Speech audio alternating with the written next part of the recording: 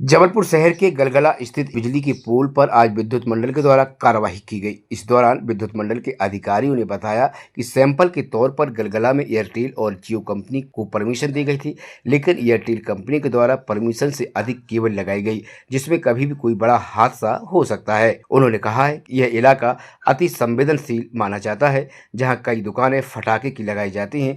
यदि थोड़ी सी चिंगारी केबल से निकलेगी तो कई दुकानों को स्वाह कर देगी, जिसे देखते हुए बिजली विभाग के द्वारा अनाप शनाप लगाई गई केबल को हटाया गया और आगे हिदायत दी गई कि इस तरह की केबल न लगाई जाए, अन्यथा कानूनी कार्रवाई बिजली विभाग के द्वारा की जाएगी।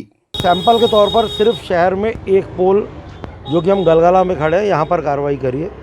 यहाँ पर जो परमिशन दी गई है एयरटेल या जियो को, तो जियो का तो फिर भी ठीक है, एयरटेल की जो परमिशन दी गई है उससे कम से कम 10 गुना अधिक केबल मिली है और उसके साथ साथ बड़े बड़े गुच्छे लगे हैं। और ये रैंडमली आके दिखा है। ये कार्रवाई तो बहुत बृहद स्तर पर शहर में करेंगे।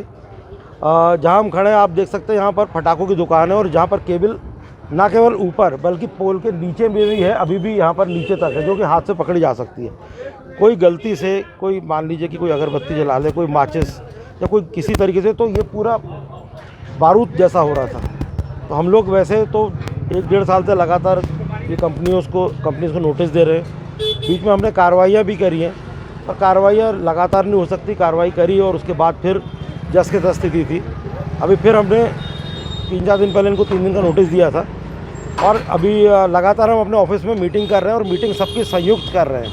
संयुक्त यानी जो मेजर केबल जो लगाते हैं पोल पे, जियो हो या एयरटेल हो या लोकल केबल ऑपरेटर्स हो या BSNL और यहाँ तक कि और भी कोई हो, क्योंकि एक दूसरे पे आरोप लगाते हैं और जो समझ में आ रहा था कि गलती तो लोगों की है।